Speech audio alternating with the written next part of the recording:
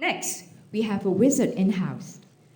Mr. Donald Lim, he is the chief wizard of Digimagic, an experimental and transdisciplinary collaborator at Digimagic. Donald has over 25 years experience in building strategies and innovative solutions for various temporary and permanent communication installations.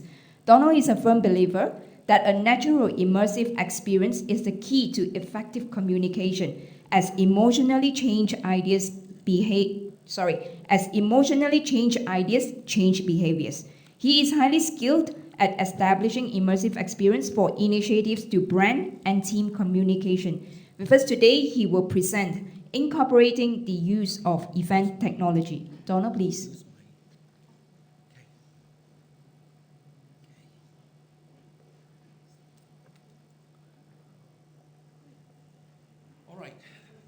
Thank you very much, and thanks for the opportunity today to be speaking here.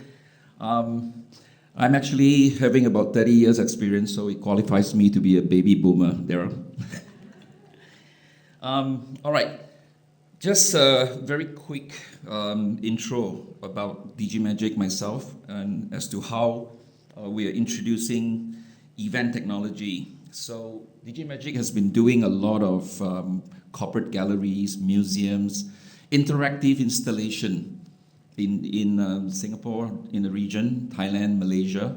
And we see a lot of opportunity to really transfer those technology, from a permanent installation into events and temporary setup these days. So I think even for business events, how conferences should be an experience and not, what typical conference used to be. So I think in a nutshell, we see disruption. I think disruption in every industry, fintech, agri-tech, meditech, clean tech, and especially I think right now, creative technology. Whether or not it's really disrupting, the mainstream marketing and advertising, and how does it really then again influence the event and conference and MICE industry. So from creative technology, I think actually when I get into event technology, there's really a full suite of technology that, we can actually consider that as technology to deploy in events. From just now, automation of marketing and emails, registration automation, augmented reality, anything for exhibition, etc. So these are all technology, but what I would not be touching on is the operational kind of technology, but I will focus really on the experience of an event. All right, so what really matters, we felt,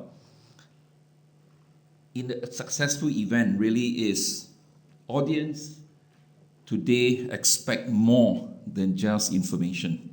I think they expect to be delighted. I think it reminds me of once when I was doing some conference for my client who is actually doing a lot of doctors and healthcare professional. And whenever we suggest something fun, they will say, no, these are serious people. But I think now, whether they are Gen Y doctors or Gen X or, everybody has got certain different views on what to expect. So I think just comparing ourselves, in events, exhibition space to even talking about, engagement in the floor, in the trade. This is something that a client given to me and say, how can we crack that?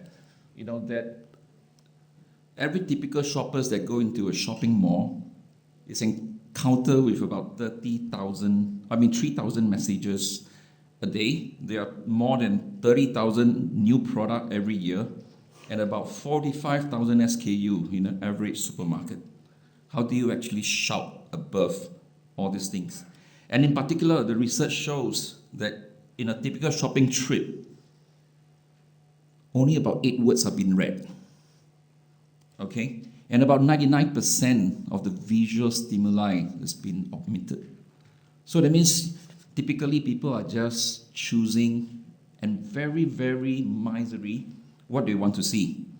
Okay? And every time they will probably be spending about 3 seconds looking at a display.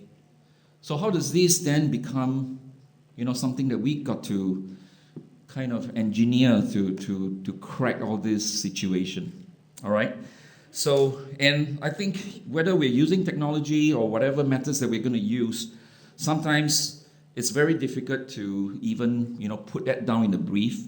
And sometimes customers are just not able to tell you exactly what they want. And this is what, quoting Steve Jobs as saying that, customer don't know how to express what they want until you really show it to them, right? And I think that really reflect on one very interesting quote by Henry Ford when he invented the first automobile, and he asked people what they want. They normally tell them, say they want a faster horse. Okay, so I mean, this is another good example of, in the days of VCR, where we talk about, we want faster rewind. And when DVDs or, VCD comes on, it kind of changed the whole game. All right, so it's not uncommon for me or for us, to see a customer that tell us in the brief that they want something pow-wow, they want something impressive, something digital. All right. So how then, we kind of start to actually drive at what really matters in an event to leverage on technology and to deliver effective communication. And I would like to define all this into three main dimensions of what creates a great experience. Number one is a sensory experience. That means traditionally we're exposed to audio visual. All right. But now we can actually provide more sensory experience. 3D simulation, olfactory, you can smell, you can feel, you can touch. All right? So all these are more impactful and more powerful to let you be attracted for a longer period of time. So these are one of the dimensions. The other is actually, of course, the information. Information is very important. We all know that content is king. And the third is emotional connection. So this emotional means nothing will actually connect with you deeper when you are emotionally engaged with something. And I'll show you some example later. So these three dimensions, actually their mix would define the effectiveness of a communication piece. So when we actually start to design any solution for the event, think about this three dimension. How can we better work out a solution that can technically deliver a more effective communication piece? So the reason we are doing this is because there's really a lot of distractions surrounding us these days. Audience will not automatically pay attention to what you want to say, but they themselves has got a lot of distraction because of what they're holding in their hands, right? So just now about emotional connection. I'm going to show you this video, which is actually an experiment or rather a campaign in Thailand that I think I deem it to be one of a very successful campaign, an anti-smoking campaign. When can I have some sound, please? Audio. So this is called Smoking Kids. So adults know that smoking is bad for them, but they continue to do so. But when kids approach them for light, they start to teach the kids. They start to tell them. They start to tell them the bad things about smoking. All right.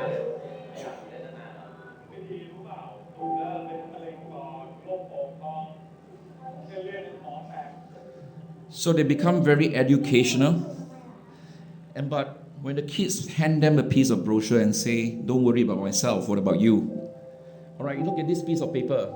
It is not something, glossy, 5-color printing. It's just a photocopy piece of paper. But what the observer saw is nobody threw that away. Okay, and the call to the helpline increased by 40% just because of this thing. It's not because the kids are especially attractive, not because the brochures are, something special, but it's just because they were just caught emotionally at the right time. Okay? So how do we then be able to leverage on emotions like this, automate it, make it more effective in your exhibition booth? I mean, send out more kids? Well, not really. But we can use technology to simulate things like this, all right?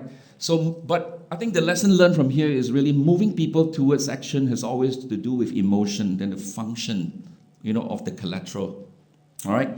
So the next step is actually it's all about believable and persuasive and expressing ideas in a more meaningful way. So these are actually mandates that actually, if we can design something like this that engages the audience in that very profound manner, then I think we got a chance to get their attention more than 3 seconds. And that's all we ask, right? So I just want to show you a very quick example of what we've done in Singapore in one of the installation in a religious rehabilitation center. I mean, this is a center actually used to educate about true Islam. When the government actually kind of found somebody with some kind of a radical thinking, and this is a place for rehabilitation. And inside there, it's a very subtle and very, I wouldn't say provocative, but it's a very effective means of self-reflection. And on what we did was actually, there's just a big mirror. You see yourself, and there's a palm print that invites you to place your faith on the mirror. I think what's so powerful is you're seeing the reflection of yourself. All right? So when you put a palm print on the mirror, straight away beautiful words comes on. All right? My greatest strength is my faith. I believe in peace and forgiveness. All right? These are all true Islam teaching. I want to be a better person in the future, and I can't wait to see my kids grow up. But should there be a provocation? What if I let go? All right? So these are all programmed in. And the minute you lift your hand off the mirror, okay, you start to get angry. Your face change, just like Snapchat, right? Your face start to change. And it's your face. You can see yourself getting angry. You can see the whole thing is furious. No one can threaten my religion. I will not be deprived of my rights. And we will start flashing some of all the terrorist acts and stuff like that. So the minute you put your hand back, straight away, it tells you all of us have a hand to keep for peace. Okay, so this is just a very simple illustration of how a simple installation using not very high-tech technology, touch sensors, trigger video at the right time, be able to induce certain emotion by seeing your own reflection, by interacting with contents of this kind of message. All right. On another side of things is, I think we see traditional media evolve to online, evolve to social medias, and these days, experiential media. And why experiential media is because, the canvas that great brands can use to actually tell their brand story has evolved. There is more than one platform, and all these platforms are beginning to integrate together. So today's platform to convey a message has got a lot of variations, and interactive technology has enabled storytelling to evolve in a very non-linear manner. Meaning part of a story can be done, on your conventional media. The other part would be really on-site engagement. So all these are thanks to the Internet of Things, because, the Internet of Things allows multiple interconnected components, technology, devices to be all integrated together to deliver a very, very effective communication program. And I would just like to run through very quickly on some of all these programs that we have done through the years that actually showcase how the use of creative technology in consumer communication, in corporate communication, in exhibitions and galleries. All right, so I will just flash through very quickly, how they are differing from the rest of the conventional. This is something that was done for Australian Tourism Board, where, you touch the table and content just spun out through the sensory touch on the table. So these are all made possible with sensors embedded in behind the board. All right, so these are all typical exhibition board, plywood, inkjet print, all right, but they are just sensors that embed behind the plywood. So where you touch, it will trigger what kind of information. All right, so there's no need to install TVs, monitors, push buttons, touch screens. This is one example that we've installed in Thailand of a a zone in the IT mall, technically pick up a device, and you'll be able to point at the wall and wirelessly multiple player interact with interesting content.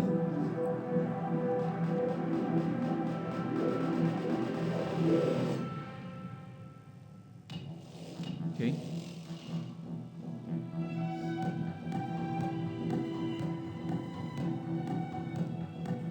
So as I said, experience is really about the user interface. I think what we experience from, taking up a piece of acrylic or something seemingly like a futuristic iPad versus a torchlight, that you are actually searching for treasures. Okay, in fact, the first example and this example, they are the same technology, but it is how we make use of the redesigning of a user interface to provide a different experience altogether. Okay, so this is something that was installed in the Sepang circuit during the Petronas Formula One, where it's like an X-ray layers that you can actually push the monitors and augment another layers of graphics that's that is actually underneath inside the machine. Okay, so these days VR, ARs are getting a lot of popularity. This is something that we've done for BMWs and DBS Bank, showcasing the future of banking in autonomous driving and stuff like that. Okay, so you get to feel in a very immersive environment the VR, the reality experience of actually, in the autonomous car and doing banking. Another thing for this Tesco Lotus in Thailand, where the client wanted to talk about how they are launching grocery online shopping, and actually to convince people to be able to trust the vendor to shop groceries for you, choosing the right kind of bread, the right bananas, the right color. It's really a very tough thing. And how do we then use hologram to decipher the experience of what you're thinking is what your personal shoppers in a holographic form, is a clone of yourself. So all these are ideas, all these are examples that we'll be able to use certain technology to make it more powerful and convincing. All right? Okay, next, I would like to talk about how in this age of digitalization, venues, I understand there's quite a lot of people who are working in venues and are concerned about, what is the disruption going to be like when we talk about venue digitalization. And I would like to just, brought up a few pointers and to showcase some examples of how venues digitalization can bring about the customer-centric deliverables, like cost efficiency, innovative offerings, and at the same time to make sure whatever investment or whatever solutions that is actually permanently installed or to be installed are actually renewable, they are dynamic, and at the same time scalable, modular, and portable. One very obvious things in typical business events is backdrop. We know all these backdrops has been around for ages. The carpenters would actually put up all these backdrops, design them, and it takes about 1 day to put it up, and then subsequently, if it's more elaborate or any limitation to ceiling heights, you can actually do longer screen, higher, bigger image, and then the more elaborate it is, the more costly, the more time consuming. All right. So all these are what has been typically done, and I would like to actually showcase something that we have actually worked on together with Suntec in Singapore on what we call one space, multiple venue. All right. So effectively, it is like digital wallpaper. All right. You just imagine this room, about 8 meters high in ceiling, and what if the whole wall can be digitalized? Meaning we're talking about a room of about 1,500 square meters. We install a screen that runs about 100 meters in length, wrapping around in a U shape. And when that is actually being wrapped up, technically you are immersed in a digital environment. Okay, so And what's really powerful about this is it is digital content.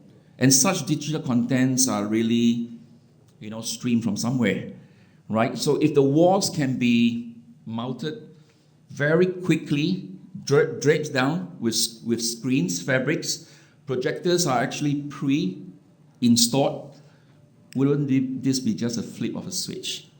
All right, but what I'm showing is not the hardware.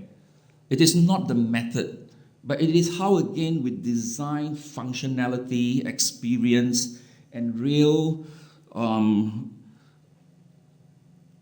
emotional engagement and immersive experience into this whole setup. So, but of course, there are some good function that really let people feel that it is worthwhile trying because there are some economics benefit. But I mean, this is just to show you how fast screens like this can be put up. Everything all within a few hours, under 6 hours, because they are all pre-made. And computer vision these days can align all your projectors automatically, even in image stitching. Okay? So, of course, the rest of the frills, like holographic presenter, holographic MC, all these are part and parcel. I mean, if you know Arun from Suntec Singapore, so that is, like a virtual MC able to see all the audience. All right, so that means there's a two-way communication. The person, the hologram can see the audience, of course, can see the hologram. Okay? Okay. So, presenters can be beamed in from overseas. So, beam me up, Scotty. This is now a reality. So, that means this presenter can be actually streamed in, holographically appear on stage, and be making presentation. All right, again, the two-way communication is possible as well. All right, so just now, as I said, the whole integration is not just the hardware. I think at that time we were actually proposing to do something, as a compliment for UFI event, but the venue just doesn't allow. But anyway, you can see that the slides, in fact, the PowerPoint slides is actually seamlessly integrated into the wallpaper. So is the live feed, so is the title slides. You can drag and drop multiple, as much live feed as you wish. All right, so these are all on the softwares. How an installations like this can make a venue fully digitalized, including a live clock, if the client wants, just drag and drop. It tells the real time. The CEO come on stage, you can have a trail of butterflies to follow him or her. Okay. And even during tea breaks, coffee breaks, the wallpaper can transform into signages for your food store. All right. So these are all digital wallpaper. These are all projection medias that will be able to make, the whole event a very different ballgame altogether. Okay. All right. So the next one, I'm going to talk a little bit about, not really way into the future, but how events can be smarter, leveraging on technology again. Okay, so I think as all just now we say is when customer want to tell us to achieve certain things, it's all about the ROI. I think conventional challenges of investment in events and exhibition is all about the investment, the return of the investment. The conventional media, yes, the media production house will give you all the statistics of readership, distribution. But what about events? Are we just counting the amount of delegates, attendees? Is that sufficient? All right. So I think the technology these days can deliver more than just attendance. All right, more than just the numbers of registration. And I will show you why. Because data is collected. And we got to make sure that all these data are also actionable, okay? And especially if we can integrate, as I said earlier, what's online into on-site and then later into, post-event marketing. So this is actually what's going to happen.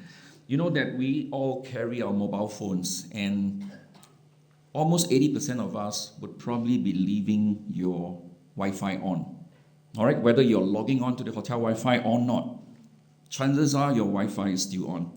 All right. So I'm talking about technology that is really not asking you to, register at a kiosk or give me your email address. But this is actually done non-invasive, meaning you will not even know. Ethical, yes, because we don't actually decipher anything into your technology, into your device, but just capture you as an individual, because every device has got an IMEI number, you've got a unique serial number that the system is able to track you. Even if the Wi-Fi system can't track you, any security camera can see you and recognize you. All right, your unique face feature or your unique movements. All right, that's called video analytics. So as you can see, even in your exhibition booth or in the store, which corner is more frequent by people or people stay there the longest, video analytics like this will be able to pick up instantly and report instantaneously. All right? So a typical exhibition booth, if we can actually track how many percent of the men and women pass by but never go in, how many percent of the men and women actually goes in but goes in from which corner. Okay, if we can track that, what can we do to those data? Okay, so these are all doable, even on sittings like this, mass sittings, whether they are on seats gridded or they are on loose football fields. Cast a net and you'll be able to get a rough idea on all this, tracking all this on videos. Even targeted content pushing based on age group, gender, okay? To know exactly this person, after he sees here, he goes where, and what data or information is really relevant to this person. And that can be dynamically pushed. All right? So in a nutshell, I think we talk about all these ways of tracking, from walk-in to view counts to dwell time, how long you dwell inside there, the impact, the glance, the heat map, and also even on content when they engage. You can actually get a lot of information from all this. This is something that was installed in Petronas Science Museum, where people come in, play with the installation, and we'll be able to provide the client with dynamic information. Anytime, they can log in and see how many people request for Bahasa, English, how many people really touch there, stay there for how long, and then, what kind of content that they pick. And all these are up in online, and the customers can really go there anytime. All right, now I'm just left with 5 minutes, and I'd just like to share with you, what's slightly away in the future. And this is actually going to be pretty soon, because devices that has already been launched, especially now the iPhone X. Okay, this is a joint project that we did with Google in Singapore Science Center, and it's a mixed reality experience. I want you to see this example and really imagine how, this can be applied even in a venue, even in the shopping malls, even in the retail, in the event or in the exhibition booth. Okay, so there are devices launched these days with actually Google Tango enabled cameras. So these are not the usual cameras that we have on the phone, but they are special cameras. All right, they are cameras that has got an integrated depth sensing. It has got motion tracking cameras, and these are actually built in, unique into the device. All right, and if you ask me what the trend is going to be like, I think the Apple just launched the one, the Face ID, and that's the dot projector. The same kind of technology that will be able to sense three-dimensional objects. Okay, so I think this is where it's going to go. And I just want to actually show you one very quick video, 1 minute, on what Tim Cook talks about, when he's asked what would be the next big thing. And these are devices, all right, and it's going to drive. Rapidly evolving world, many new technologies coming into play. Of all the new ones, blockchain, AI, hyperloop, quantum computing, which in your mind is most exciting, will be the most transformative, and why?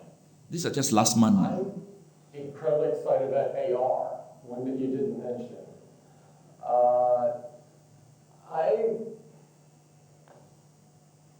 I'm excited about AR because I can see uses for it everywhere.